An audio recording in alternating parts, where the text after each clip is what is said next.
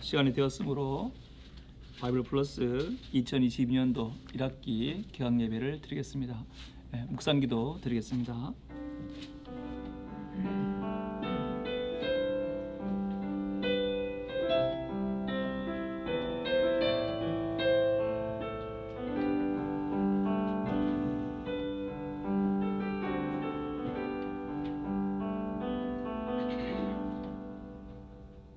아버지 하나님, 우리의 모임 중에 성령의 충만한 은혜로 함께하여 주옵소서. 아멘. 사도신경으로 우리의 신앙을 고백하겠습니다. 전능하사 천지를 만드신 하나님 아버지를 내가 믿사오며 그 외아들 우리 주 예수 그리스도를 믿사오니 이는 성령으로 잉태하사 동정녀 마리아에게 나시고 본디오 빌라도에게 고난을 받으사 십자가에 못 박혀 죽으시고 장사한 지 사흘 만에 죽은 자 가운데서 다시 살아나시며 하늘에 오르사 전능하신 하나님 우편에 앉아 계시다가 저리로서 산자와 죽은 자를 심판하러 오시리라. 성령을 믿사오며 거룩한 공회와 성도가 서로 교통하는 것과 죄를 사하여 주시는 것과 몸이 다시 사는 것과 영원히 사는 것을 믿사옵나이다. 아멘. 찬송가 23장 찬송하시겠습니다. 만일이 내게 있으면 그 입 닫아지고 내 구주 주신 은총을 늘 찬송하겠네.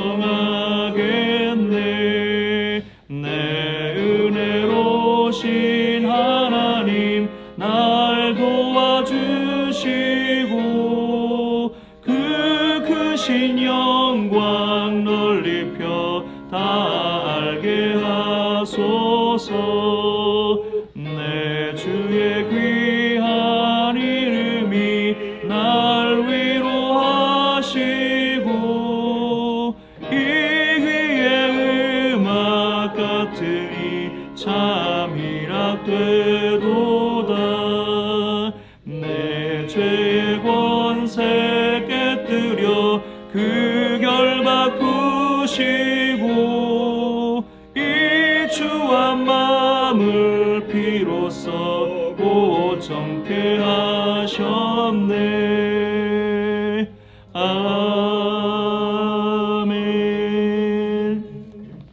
이 시간에는 교목과장이신 김영영 목사님 나오셔서 기도하시겠습니다.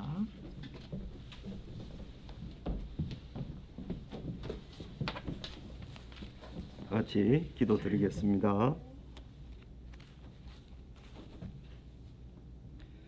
너희 마음의 눈을 밝히사 그의 부르심의 소망이 무엇이며 성도 안에서 그 기업의 영광의 풍성함이 무엇이며 그의 힘의 위력으로 역사하심을 따라 믿는 우리에게 베푸신 능력의 지극히 크심이 어떠한 것을 너희로 알게 하시기를 구하노라. 존귀하신 하나님 아버지, 사랑과 은혜를 감사드립니다. 코로나 환경 가운데서 우리들에게 이 바이블 플러스를 허락하여 주시고 하나님의 말씀을 전하고 배우게 하여 주신 것을 감사합니다. 하나님 아버지, 이런 어려울 때일수록 우리가 더욱 주님께 가까이 나아가며 하나님 말씀을 사모하기를 원합니다. 귀한 주의 백성들이 이렇게 하나님의 말씀을 사모하여 또 모였습니다. 새 학기를 시작하게 하신 것을 감사합니다. 하나님 아버지, 사랑하고 감사하는 마음으로 즐거이 하나님 말씀 앞에 나아갈 수 있도록 우리를 붙들어 주시기를 간절히 기도하옵고 원합니다. 하나님 아버지, 말씀을 전하는 여러 교수님들에게 은혜를 베풀어 주셔서 하나님의 은혜가 넘칠 수 있도록 역사해 주시기를 간절히 기도합니다. 하나님 아버지, 듣는 모든 우리 학우들 가운데 은혜를 베풀어 주셔서 그들의 귀와 눈과 마음을 열어 주셔서 하나님께 더 가까이 나아가며 하나님을 더 사랑할 수 있도록 인도해 주시기를 간절히 기도드립니다. 또 이 바이블 플러스를 돕고 기도하고 후원하는 여러 이사들 교회, 또 우리 노회에 있는 각 교회들마다 은혜를 베풀어 주셔서 한결같은 마음으로 주님, 이 하나님의 말씀을 연구하고 가르치고 배우는 일에 힘쓸 수 있도록 인도해 주시기를 간절히 기도합니다. 하나님 아버지, 이 2022년 새해에도 우리에게 새 학우들을 보내주신 것을 감사합니다. 하나님 아버지, 저들이 이제 하나님의 말씀을 배우는 2년 동안의 모든 과정 가운데 하나님의 은혜를 충만하게 부어주셔서 저들의 가정과 저들의 산업이 복을 얻게 해주시기를 간절히 기도드립니다. 오늘도 우리에게 주실 말씀과 오늘 오리엔테이션과 여러 일들 가운데 함께하여 주시고 우리의 예배를 받아 주옵소서. 예수님 이름으로 기도 올려옵나이다. 아멘.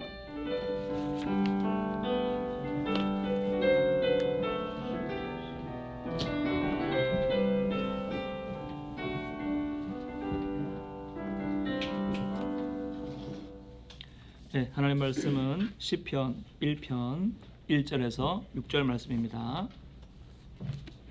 시편 1편 1절에서 6절 말씀입니다. 네, 시편 1편 1절에서 6절 말씀, 네, 제가 읽겠습니다. 복 있는 사람은 악인들의 꾀를 따르지 아니하며 죄인들의 길에 서지 아니하며 오만한 자들의 자리에 앉지 아니하고 오직 여호와의 율법을 즐거워하여 그의 율법을 주야로 묵상하는도다. 그는 시냇가에 심은 나무가 철을 따라 열매를 맺으며 그 잎사귀가 마르지 아니한 같으니 그가 하는 모든 일이 다 형통하리로다. 악인들은 그렇지 아니하며 오직 바람에 나는 겨와 같도다. 그러므로 악인들은 심판을 견디지 못하며 죄인들이 의인들의 모임에 들지 못하리로다. 무릇 의인들의 길은 여호와께서 인정하시나 악인들의 길은 망하리로다. 아멘. 이 시간에는 복 있는 자라는 말씀을 가지고 이용생 목사님께서 말씀 전하겠습니다.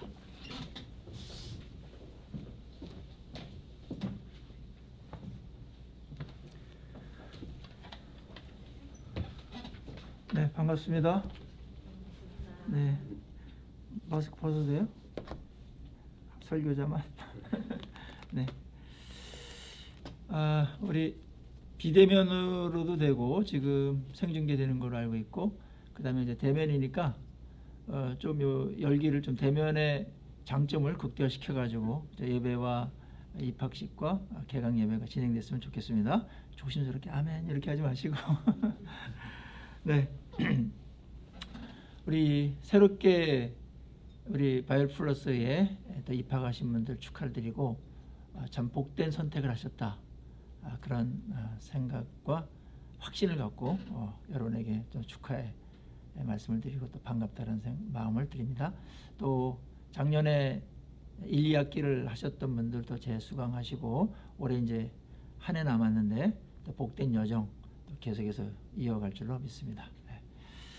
오늘은 그래서 첫 번이기도 하고 그래서 또 새해에 이제 2달이 지났는데 복에 대한 이야기들을 많이 하잖아요. 근데 그리스도인들 중에서 변해야 될 것들이 많이 있죠. 예수 믿기 전과 믿은 후에 우리들의 신분도 변하고 그 다음에 존재감도 변하고 또 삶이 통째로 변하게 되는데 그 중에서 오늘은 예수 믿은 사람들에게 있어서 믿기 전과 정말 과격할 정도로 혁명적으로 변해야 될 것이 있는데 그게 뭐냐면 복입니다. 복에 대한 개념이 안 바뀌면 예수를 믿은 다음에도 세상 것을 쫓다가 진짜 복을 만나지 못하고 누리지 못하고 소천하고 천국에 가서 아이고 그때 그거를 누렸어야 되는데 하면서 천국에 가서도 후회할 일이 생길지도 모르니까 오늘 복에 대한 말씀을 여러분과 같이 드리려고 합니다. 성경은 복을 굉장히 많이 다루고 굉장히 귀하게 여깁니다.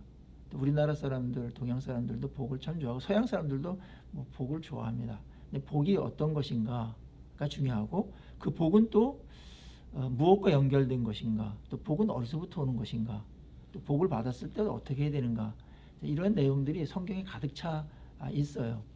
오늘 시편 1편은 우리가 알다시피 시편의 서론이죠. 150편이 되는 대서사시 중에 서론격을 맡아서 맨 앞에다 놓았고 그 150편에서 다루는 주제들이 다양하고 방대하지만 시편에서는 1편에서는 복을 다루고 있다는 것입니다. 그러니까 서론에는 주제를 암시하고 그 다음에 내용의 핵심 키워드 같은 것들이 등장하게 되는데 오늘 키워드는 복과 말씀 묵상이에요. 이것이 이제 119편이라든지 이제 쭉 이어지면서 시편을 관통하게 됩니다. 그것은 또 성경을 관통하는 맥락으로도 우리가 볼 수 있는 것이죠. 오늘 복 있는 사람은 어떤 사람이냐면 바로 2절에 오직 여호와의 율법을 즐거워하여 그의 율법을 주야로 묵상하는도다 그랬죠. 복 있는 자가 어떤 자라고요? 말씀을 즐거워하고 그 말씀을 주야로 묵상하는 자가 진짜 복된 자다. 그렇게 말씀하고 있습니다. 여러분들 말씀을 즐거워하세요? 말씀이 정말 이렇게 드라마 보는 거나 뭐라 그럴까 우리 남자들 같은 경우는 축구 보는 것 그거 이상으로 말씀 보는 게 즐겁습니까? 말씀을 보는 게 즐겁다. 말씀이 맛있고 막 정말 말씀을 사모하고 말씀을 그리워하고 그러한 상태에 있는 사람이라면 이미 복된 자라고 오늘 여기서 선언하고 있는 것이죠. 세상의 복하고는 좀 다른 거예요. 세상은 이런 것을 뭐 복이라고 여기지는 않습니다. 뭐 좀 고상한 거로다가 뭐 진리를 찾고 뭐 이런 것들이 좀 깊이가 있고 품격이 있고 이런 것으로 여길 수는 있을지 모르겠지만 그게 복이다. 그것도 뭐 한 부분의 복이 아니고 모든 복들을 가져오는 그런 오리지널한 복이다 라는 말씀을 지금 하고 있는 거거든요. 그래서 뒤에 복의 내용들이 많은데 시편에 있는 복에 대한 그런 모든 것들이 다 말씀하고 관련되어 있고 그 말씀은 또 하나님과하고 관련된 거니까요. 그래서 말씀을 즐거워하는 자가 복이 있다. 저도 이제 말씀을 즐거워한 지가 대학생 때 수련회 가가지고 믿은 지는 오래됐지만 그때부터 말씀의 맛을 알고 말씀을 이렇게 좋아했던 것 같아요. 지금도 말씀을 정말 즐거워하고 그렇습니다. 여러분들도 그런 상태에 있겠지만 또 이번에 바이블 플러스를 통해서 말씀의 진수를 맛보시고 말씀을 더 즐거워하는 이 복에 들어가기를 간절히 소망합니다. 바이블 플러스가 다른 여러 가지로 설명할 수 있겠지만 하여튼 말씀 중심으로 살아가자. 그 말은 또 다른 측면에서 오늘 시편은 우리에게 격려하고 있는데 말씀을 즐거워하는 것이 그것이 인간이 누릴 수 있는 최고의 복 중에 하나다.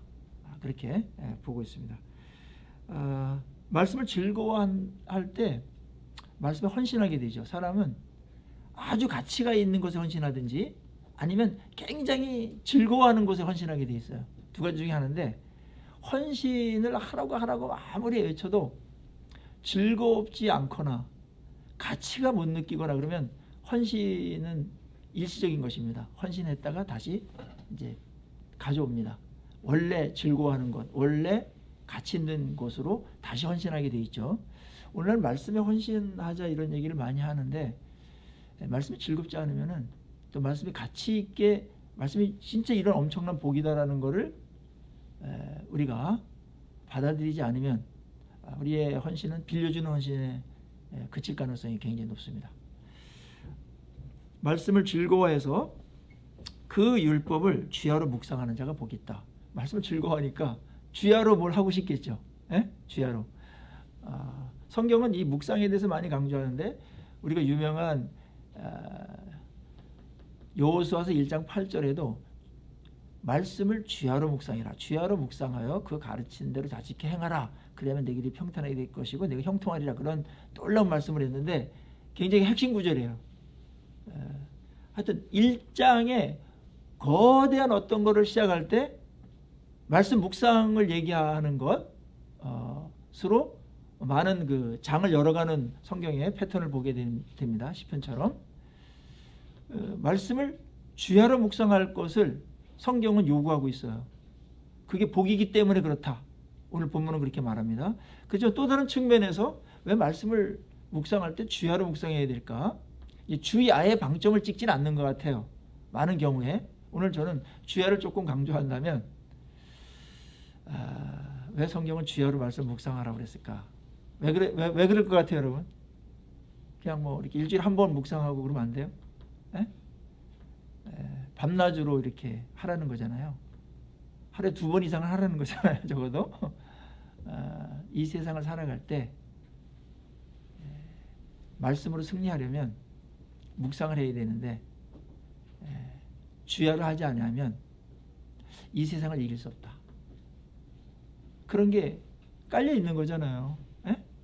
성경은 어떤 것에 대한 대책과 선언과 해답을 주는 건데, 그럼 그 밑에 어떤 질문이 있을 거 아니에요. 상황이 있을 거 아니에요. 그 상황을 우리는 묵상해야 돼요. 말씀을 주야로 묵상하지 않고서는 세상에 엄청난 세속적인 메시지를 쳐낼 수 없습니다. 여러분 정직하게 한번 하루 일상을 한번 생각해 보세요. 말씀을 깊이 묵상하고 또 되뇌이고 이런 하루와 그렇지 않고 말씀이 어디에 있는지도 모르고 묵상도 안 하고 그런 하루는 굉장히 다를 것이고, 하루가 쌓여서 한 달이 되고 1년이 되고 우리 일생이 된단 말이에요. 성경은 그런 측면에서 세상의 이런 시험이나 세속적인 메시지나 반성경적인 비성경적인 그러한 메시지들이 범람하는 이 세상 한가운데서, 우리 삶의 한가운데서 우리가 말씀대로 사는 것이 승리인데, 말씀대로 살아서 이길 수 있는 방법이 뭐냐? 한 가지 말하는 거죠. 주야로 묵상하라고. 오늘 이 부분이 되지 않는다면 어떠한 사람도 용 뺄 재주 없습니다. 우리가 하루를 보면은 TV를 보거나 어떤 지나가면서 어떤 소리를 듣거나 다른 사람 얘기할 때 대부분 90% 이상의 세속적인 메시지를 듣죠. 그러니까 그거를 듣는 대로 우리는 생각하고 묵상하고 결정하고 그렇게 살아가는 건데, 그게 이제 육에 속한 그리스도인으로 살아가는 것이고 말씀대로 살기가 어려운 것입니다. 개념을 아는 것도 중요하지만 그때그때 말씀의 힘을 받아가지고 말씀으로 생각하고 말씀을 마음에 두고 말씀을 가까이 하는 삶하고는 굉장히 질적인 그런 차이가 있을 수밖에 없죠.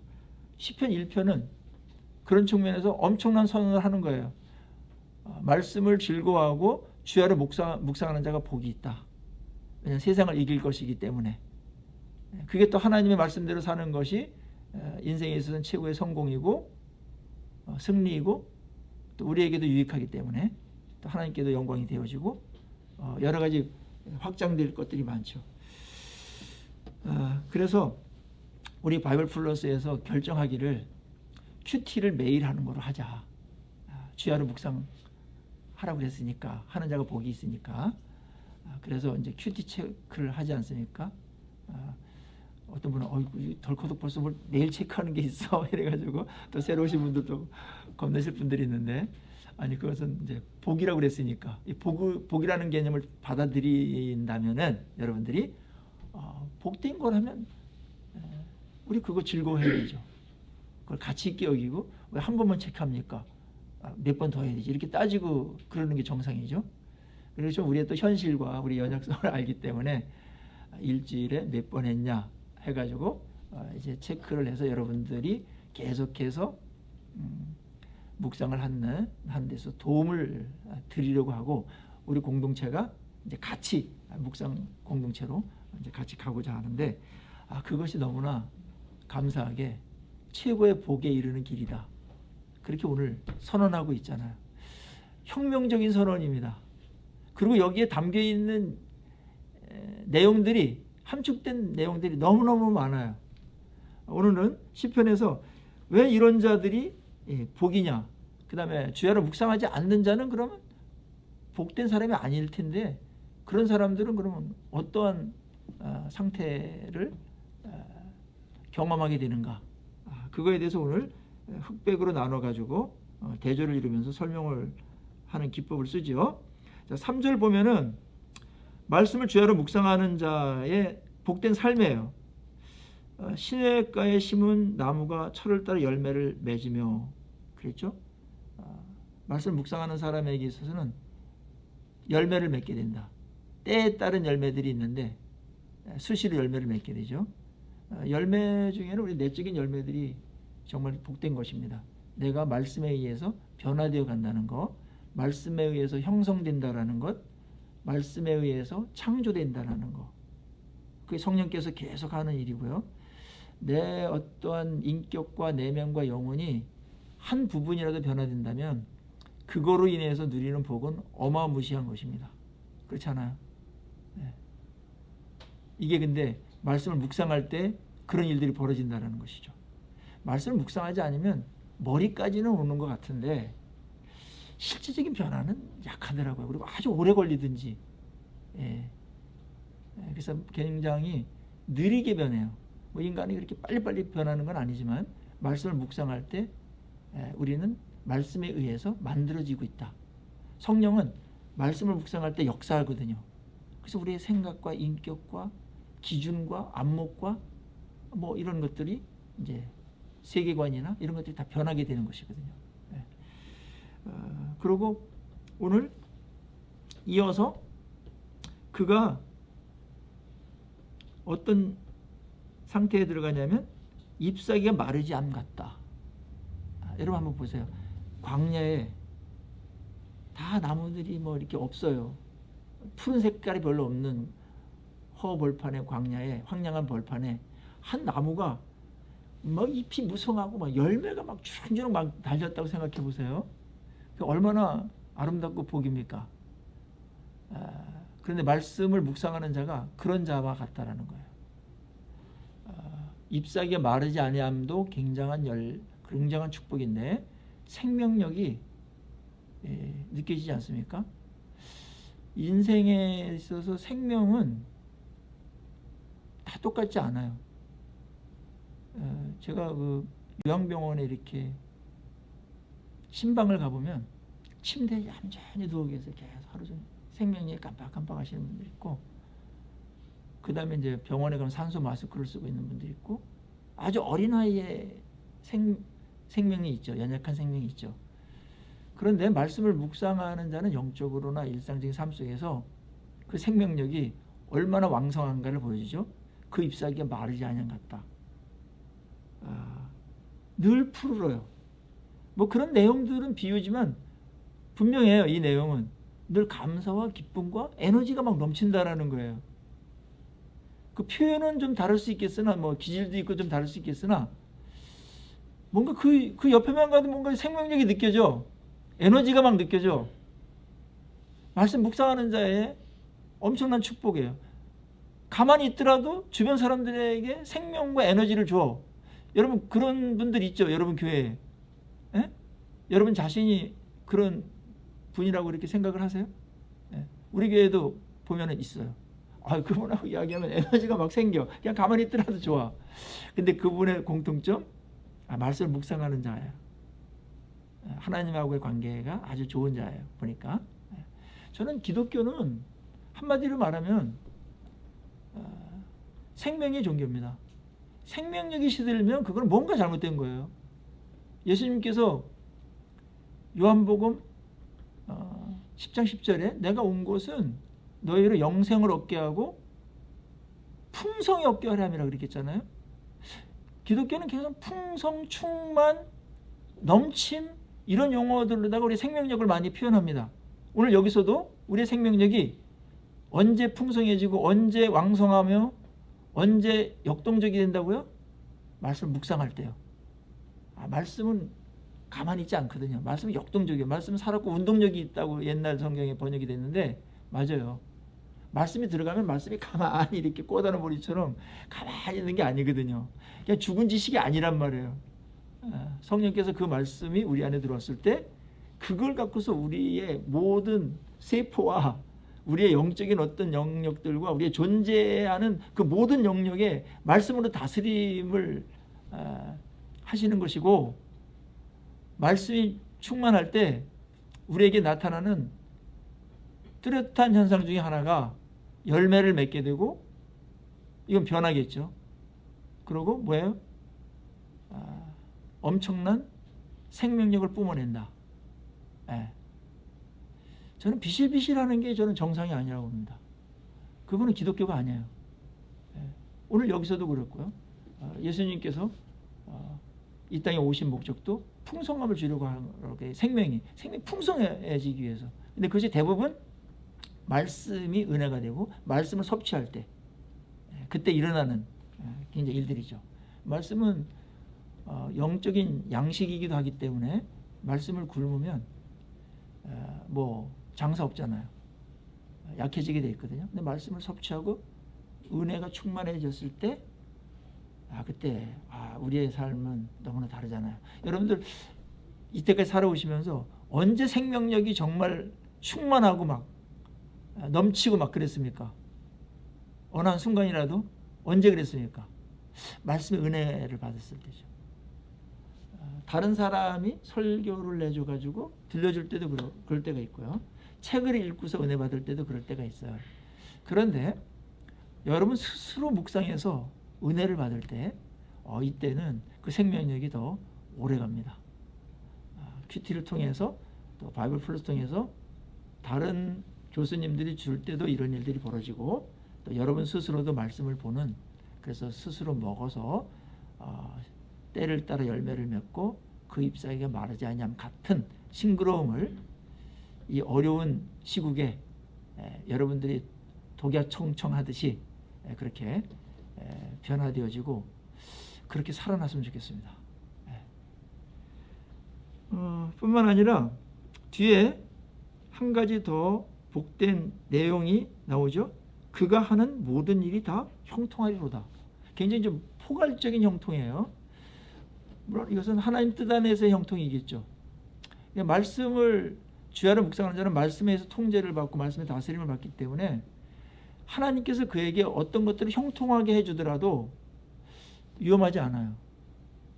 그런데 그게 없이 형통이 오면은 그것이 영적인 형통이든 뭐 우리 사역적인 형통이든 또 세상에서도 우리가 추구하는 어떤 형통들이 있잖아요.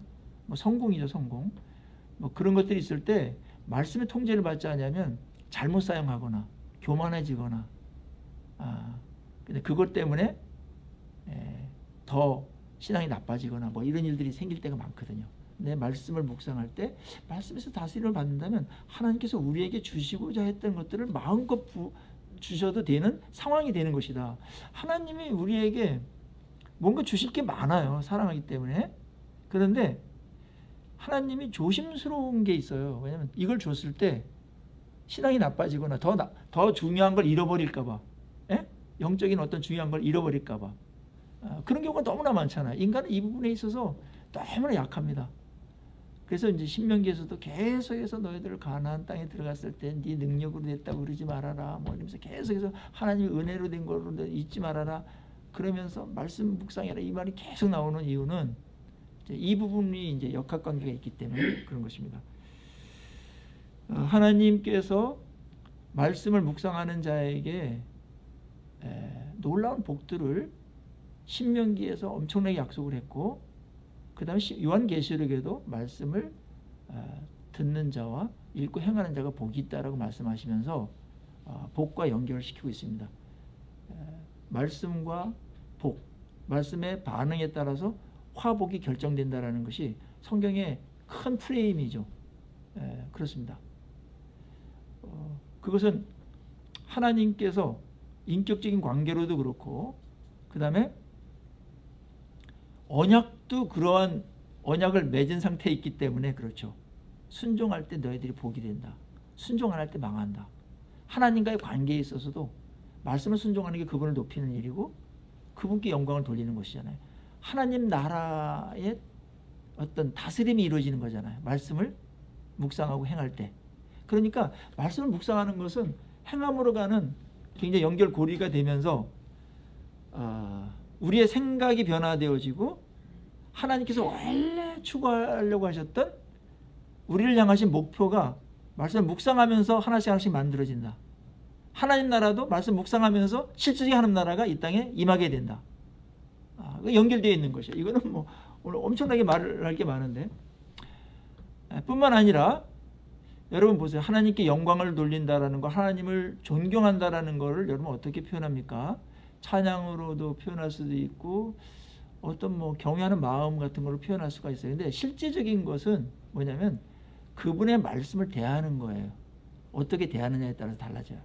그러니까 어떠한 분이 중요한 얘기를 했는데 그걸 까먹는 사람이 있겠고 그거를 계속해서 마음에 안 잊어버리고 묵상하면서 살아가는 사람이 있다면 그분을 정말 존경하는 사람은 말씀을 안 까먹고 묵상하면서 그렇게 살아가려고 하는 사람일 거예요.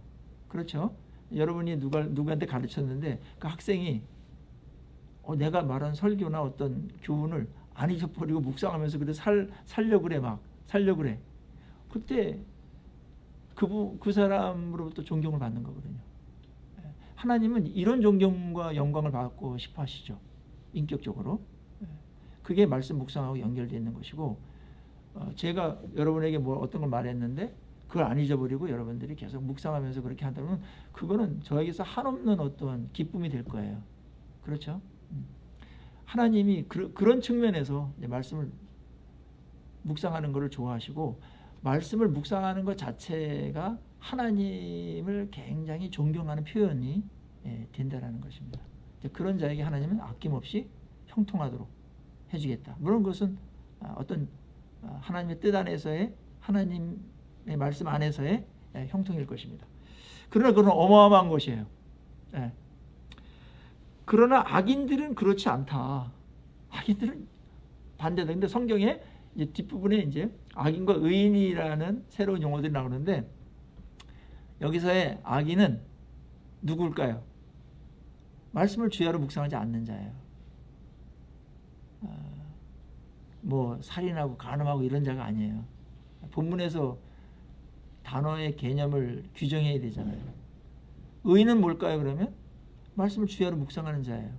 그러니까 똑같은 말을 복된 자, 말씀 묵상하는 자 이렇게 반복해서 쓰는 것이 시적으로나 문학적으로 피하잖아요. 그래서 여기서의 악인은 말씀을 묵상하지 않는 자고,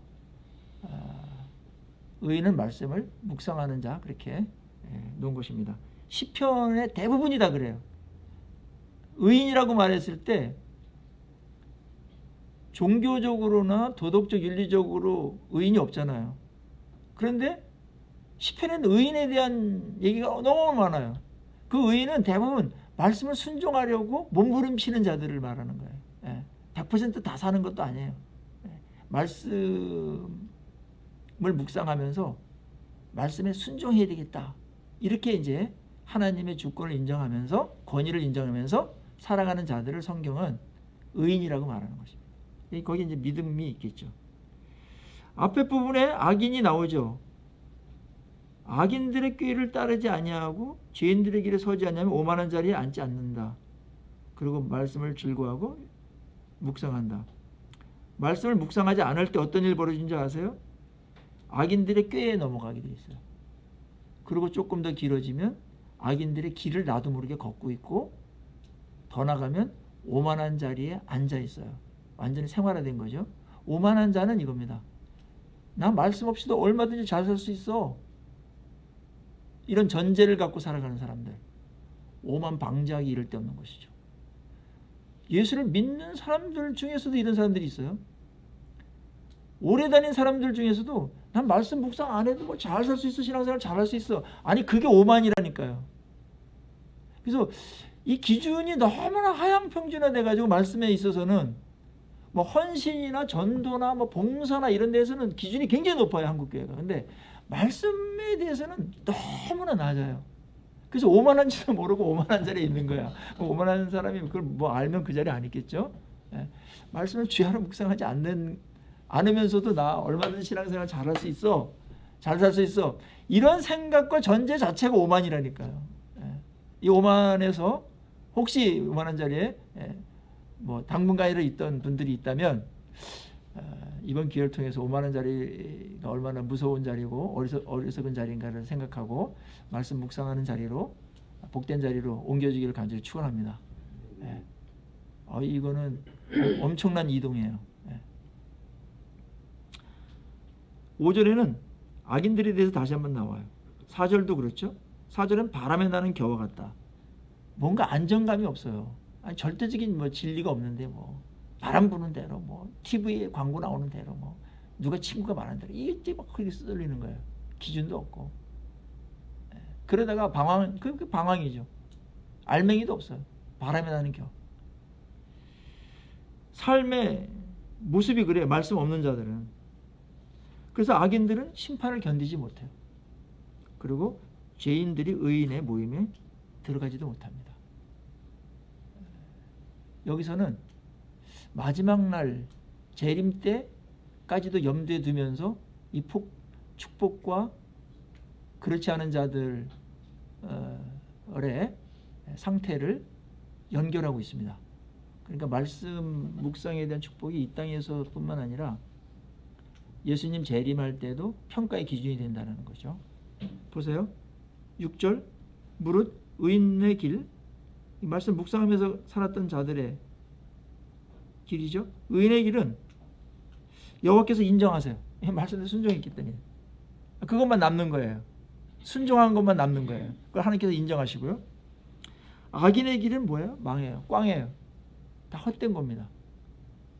하나님께 인정받느냐 인정받지 않느냐에 따라서 최종적인 성공 여부가 결정되겠죠.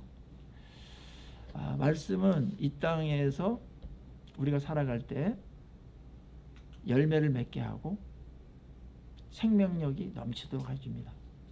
뭐 그 이외에 말씀에 의해서 이루어지는 것들은 엄청난 이렇게 복의 패키지처럼 많이 들어가 있어요. 말씀 묵상하는 사람들은 하나님께서 그를 높이세요. 말씀 묵상이 그를 높이는 거니까. 이것이 여기에 형통과도 연관되어 있는 것이죠. 그리고 내가 변하니까 존경도 받게 되죠. 말씀에서 변하는 사람은 어디 가나? 말씀에서 변하는 사람은 존경을 받게 돼 있어요. 그 사람이 드물거든요. 귀해요. 그 다음에 그 영향력이 자연스럽게 뿜어져 나오거든요. 말씀을 이제 주야로 묵상해야 되겠다. 그런 마음이 여러분 마음속에 이전보다 조금 더 강하게 들었어요? 네네. 이제 이거는 한번 해볼 만한 일이다. 그런 생각이 들었어요? 네. 이거는 한번 걸어볼 만한 일 아니에요? 이만한 게 어디 있어요? 이만큼 주겠다라는 여러분들 그런 게 어디 있어요 세상에? 에? 이건 총체적인 복인데 어쩌면 당연한 거예요. 이건 마땅해야 돼. 피조물로서 마땅해야 되는 것이기도 한데 하나님께서 엄청나게 중요한 거기 때문에 엄청난 복을 여기다가 걸어 놓으셨단 말이에요. 세상에 번쩍번쩍하는 그런 복이 진짜 복이 아니라 여기서 주님께서 우리에게 주시고자 했던 더 놀라운 복, 세상이 없는 그런 복을 말씀 묵상하는 자에게 주시겠다고 약속했습니다. 바이블 플러스 통해서 이런 복된 자리에 여러분들이 있는 것을 확인하시고 복된 여정, 묵상의 여정, 말씀의 여정 함께 출발하면 좋겠습니다. 거기에 분명히 이런 간증들이 있을 것이고 또 이런 변화들이 있을 것이고 복들을 확인하면서 감사가 넘치는 그런 일들이 우리 앞에 있을 줄 믿습니다. 여러분 이런 복이 충만하기를 주의 이름으로 축원합니다. 기도하십시다. 하나님 아버지 감사합니다. 우리에게 진리를 주시고 이 땅을 살아가면서 정답이 무엇이고 해답이 무엇인지를 아는 것 이상으로 거기에 또 복을 우리에게 걸어놓으시고 여기에 헌신할 수 있도록 즐거워할 수 있도록 주야로 애쓸 수 있도록 우리에게 용기와 동기를 주셔서 감사합니다. 우리가 이 싸움에서 밀리지 않도록 하여 주시옵소서. 말씀 묵상에 영적인 전쟁들이 많이 거기에 있음을 압니다. 말씀을 주야로 묵상하는 이 싸움에서 승리함으로 인해서 정말 의인의 반열에 들어서게 도와주시고 주님께 인정받는 그런 삶, 열매 맺는 삶, 생명력 넘치는 삶, 형통하는 이 약속을 저희들이 경험하는 누리는 저희들 되게 하여 주시옵소서. 이 말씀을 주신 예수 그리스도의 이름으로 감사하며 기도드리옵나이다. 아멘.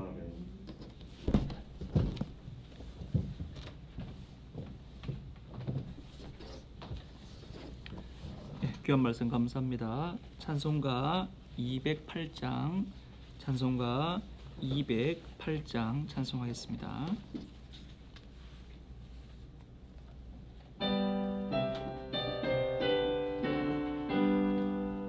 내 주의 나라와 주 계신 성전과 피 흘려 사신 교회를 늘 사랑합니다. 내 주의 교회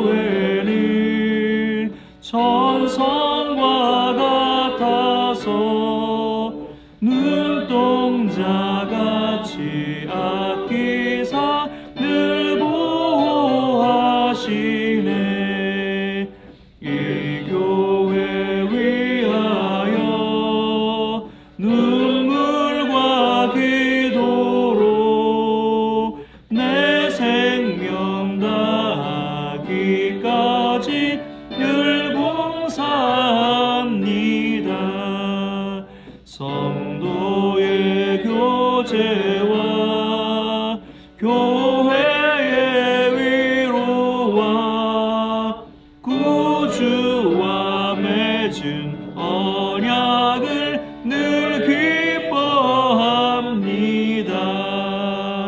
하늘의 영광과 베푸신 은혜가 진리와 함께 영원히 시온에 넘치네. 아멘.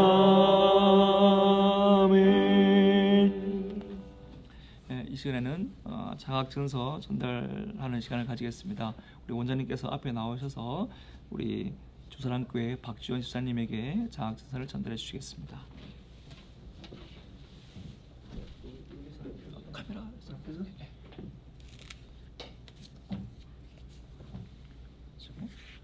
집사님 나와주십시오.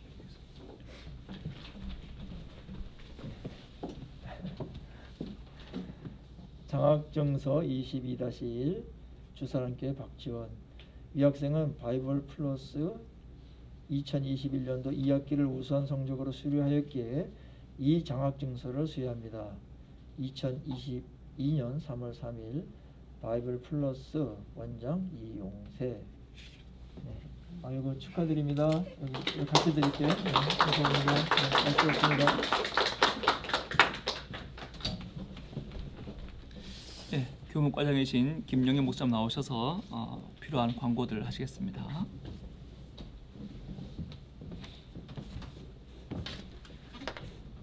네, 반갑습니다. 작년 1년 어려운 가운데 코로나 환경 가운데 시작해서 잘 지내고 또 올해 신입생들 받아서 또 이렇게 바이블 플러스 강의를 시작하게 해주신 하나님께 감사드리고 또 함께 참여해 주신 우리 재학생들 그리고 신입생들 진심으로 환영하고 감사의 말씀을 드립니다. 우리 바이블 플러스를 위해서 수고하고 계시는 교무위원들과 또 우리 교수님들 그리고 이사님들 다 같이 엄청나게 열심히 힘쓰고 애쓰고 있으니까요. 여러분 기대하는 마음을 가지고 이 바이블 플러스에 참석해서 2년 동안 모든 과정을 하나님의 은혜 가운데 충만하시기를 간절히 바랍니다. 바이블 플러스가 하나님의 말씀을 한 권씩 이렇게 한 학기별로 이렇게 떼내갑니다. 작년에는 창세기 그리고 2학기 때는 우리 뭐 했죠? 마태복음 했죠. 그리고 3학기째는 이번에는 열왕기 상하합니다. 그리고 4학기째 그리고 신입생들 같은 경우 2학기째는 요한계시록을 합니다. 2학기 때는 그렇게 해서 성경의 중요한 책들을 이렇게 차례대로 쭉 한 권씩 다 떼내가는데 상당히 중요한 의미가 있습니다. 성경을 그렇게 문맥적으로 해나가는 것은 참 중요한 의미가 있는데 상세하게 나중에 배우심으로 신앙생활뿐만 아니라 섬기는 모든 일에 놀라운 하나님의 은혜가 임할 줄로 믿습니다. 1학기는 5월 5일이 공휴일이라서 목요일이라서 그 주간만 빼고 아마 나머지 주간은 다 강의를 할 건데요. 아마 6월까지 16주간을 6월 말까지 하면 원래 16주간인데 17주간이 되더라고요. 목요일 날 강의가. 그래서 강의는 아마 16주간으로 이어질 것 같습니다. 좋은 시간, 은혜가 충만한 시간 되시기를 바랍니다. 제가 광고를 여러분의 카톡에 이렇게 넣어드렸으니까요. 한번 그냥 제가 말씀으로 듣는 것뿐만 아니라 다시 한번 확인해 주시면 좋겠습니다. 최종 우리 등록 원래 1학기 등록 인원 현황은 주간 15명, 저녁반 44명 해서 총 59명이 수강을 하게 됩니다. 신입생은 23명, 재학생은 36명 그렇게 해서 59명이 들으니까요. 신입생은 이제 1학기부터 시작하고 재학생은 지금 3학기입니다. 이제 이번 학기하고 다음 학기 마치면 이제 졸업을 할 수가 있고요. 신입생들은 이제 시작하는 거니까 내년까지 해야 되는 4학기제로 운영하고 있음을 다시 한번 확인해 드립니다. 전체적으로 59명 감사합니다. 많이 등록해 주셨어요. 이번 학기에 좀 숙지해야 될 것을 좀 말씀을 드리는데 강의 시간에 화면을 다 켜고 듣기로 했습니다. 화면을 꺼놓고 하니까 강의에 얼마나 충실한지를 확인할 수 없어서 가능하면 강의를 줌으로 집에서 듣더라도 다 화면을 끄지 말고 화면은 켜놓은 채로, 그 다음에 음성은 자기 음성이나 집안 소리가 이렇게 들어가지 않도록 하기 위해서 음성은 꺼놓고 이런 식으로 좀 강의를 들을 수 있도록 그렇게 해야 되겠습니다. 그래서 강의에 좀 더 집중하는 것을 담보로 해야만 과제라든지 이런 것이 좀 줄어들 수 있으니까 그렇게 충실하게 우리 학우들이 도와주시면 과제에 대한 부담 이런 것들도 우리가 이야기가 좀 있었는데 그런 것을 좀 줄이면서도 학습 효율과 효과를 높일 수 있도록 같이 힘써 주셔야 됩니다. 그렇게 해서 그걸 좀 숙지를 해 주시면 좋겠습니다. 문의하실 일이 있으면요, 우리 교무위원들 7분 중에 우리 3분 총무과장님으로 계시는 우리 김가편 목사님, 김가편 목사님을 잘 기억하셨다가 물어야 되고요. 그 다음에 학생과장이신 우리 이상용 목사님 또 물어야 될 일이 있을 겁니다. 또 우리 서기로 일하시는 우리 신희성 목사님, 그건 저는 교무과장으로 일하는데 필요한 일이 있으면 교무와 관련돼서 뭐 이런 저는 돕지만 직접적으로 이제 문의하실 분들은 이 3분에게 집중적으로 좀 문의했으면 좋겠습니다. 그리고 우리 교무위원들 중에 컴퓨터라든지 이런 환경들 그리고 홍보라든지 이런 일을 하시는 분들이 우리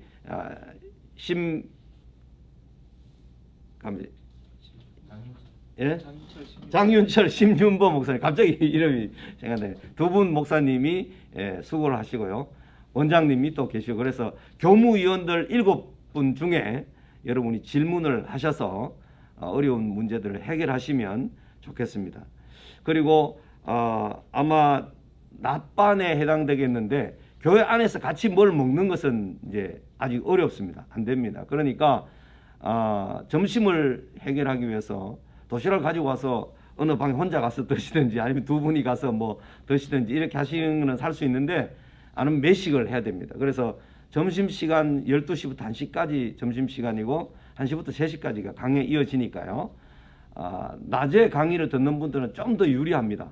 시간이 조금 더 깁니다. 밤 시간보다 1시간당 시간이 조금 기니까 그렇게 알고 계시고 열심히 좀 수강을 하셔서 뭐 모든 사람이 다 장학금을 받으실 수는 없겠지만 그래도 힘써 주시면 그 좋은 점수를 가지고 졸업을 할 수가 있겠죠. 좋은 점수가 뭔가 뭐를 보장해 주거나 좋은 점수가 뭐 다음 학과에 또는 뭐 대학원에 들어가거나 이런 과정이 아니지만 힘써 주시면 뭐 다 여러분들을 위한 것이죠. 그러면 참 좋겠습니다.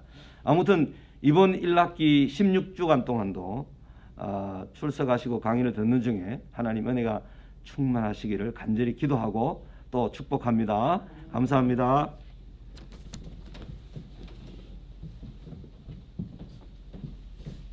네, 이용승 목사님 나오셔서 축도하심으로 예배를 마치겠습니다.